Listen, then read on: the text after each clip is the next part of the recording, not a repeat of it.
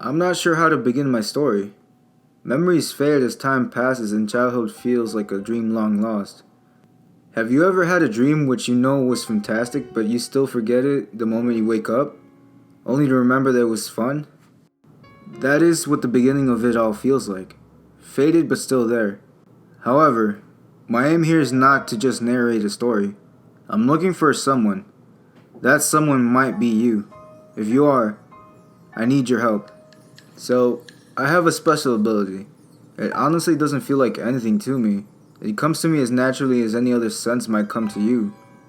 I can tell what your life will be like, because you all are smelly.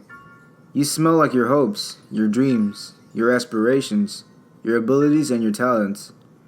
Your smell can tell me all I need to know about you. The first time I felt that I was different was on a picnic with my friends. I was 13. Caitlin, my best friend, was commenting on the picturesque beauty all around us. The mountain slopes dark with pine, the stream that lapped gently around moss-covered stones. Ah, I love this smell. Pines, she sighed. I looked at her with a mild smile and said, "You going crazy, Kate? All I can smell is chocolates." She laughed and shook her head. "You really love chocolate, don't you? Well, I have some if you'd like." I didn't give any thought to it at the moment. I jumped at the opportunity of stuffing chocolates in my face. Only when I was in my bed that night reading Enid Blyton, when I noticed for the first time that there was no description of the smell of a person. Yes, she did say that people who didn't bathe smelled bad, but then she described the food and surroundings in great detail. But there was no mention of a person smelling like anything. I was confused and anxious. I was scared. Next morning, I decided to talk to my mother about this. "Mom, do you know Dad smells like pineapples?" "What?" my mother asked, confused. She smiled nervously. Mom, ever thought why people smell so different? I mean, you're like roses and Dad's like pineapples. What happened?" I said, nervous and stuttering. "What are you talking about, Liz? You talking about the deodorants?" No, Mom. Nothing." "No, tell me, what happened?" "It's okay." "Are you okay?" Her worry was visible on her face. "Nothing, Mom. I wanted to use your deodorant because it's so pleasant." I tried my best to avoid the topic, even though my heart was thumping loudly. Okay," Mom said. I never talked about it again, till I met Kane. High school was easy for me, to say the least. I was one of the girls who was not very popular, yet someone whom many people knew. My academic performance was well above average, and I was in the school band. I had some admirers then and now, and a few boyfriends back and forth, but no one was a special person for me. Caitlin was far more successful than me. She was the head girl. She was successful, she was powerful. The smell of chocolates was the smell of power. Most of the people who were underconfident and shy smelled like pineapples. They smelled of an average life and a desire to take the stage, but never having the courage for it. There were people who smelled like roses. They were the ones who loved someone with all their heart and souls. There were the jocks, who smelled like alcohol. Bad people additionally had the smell of spoiled meat. Good people didn't. There were many more smells. Peonies, rain, strawberry, and many more. You tell me the kind of person you are, and I'll tell you what you smell like. You might even smell like urine. It means you're a rude person.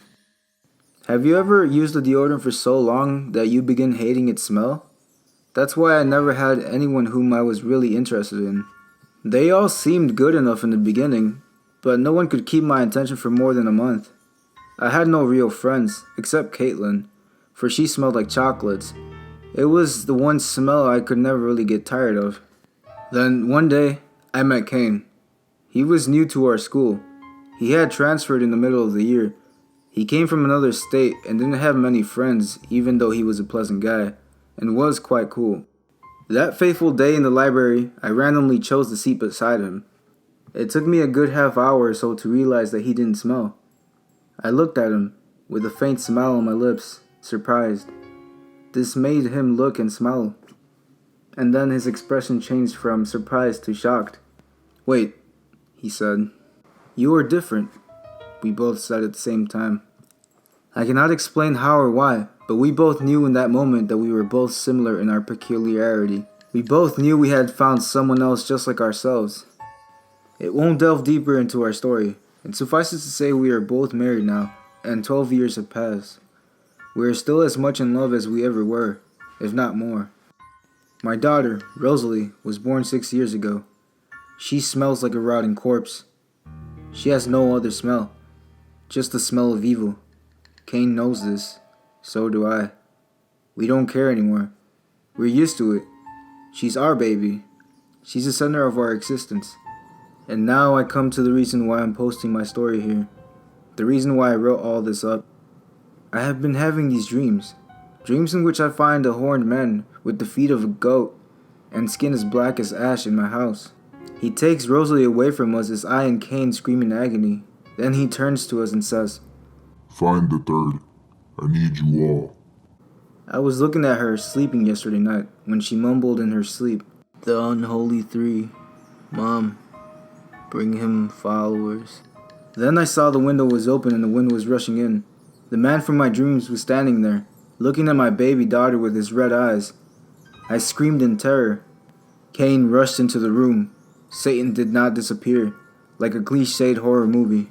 Instead, he stood there and spoke in a voice which sounded like 1,000 people speaking at once and has no real description.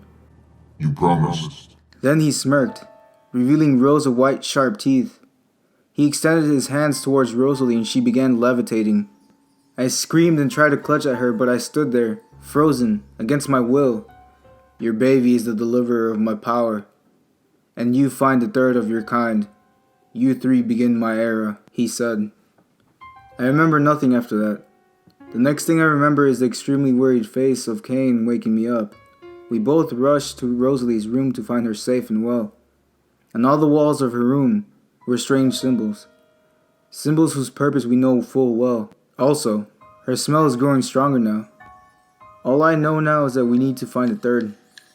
If you are that person, please help us. If you are that person, you know you are just like us.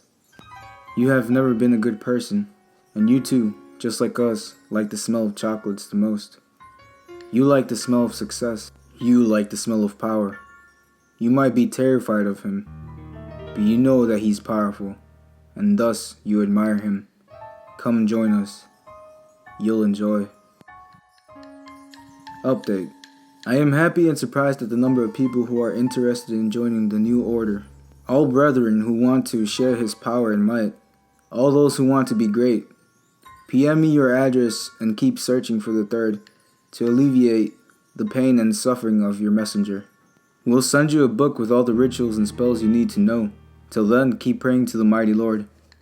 Also, with the number of followers we are gaining, you can expect a congregation of the First Order soon. Maybe before mid-April. He's gonna be so happy. Thanks for listening, guys. If you'd like to hear more from us here at Twisted Tale, please feel free to like, comment, and subscribe. And make sure to turn on notifications by clicking the bell.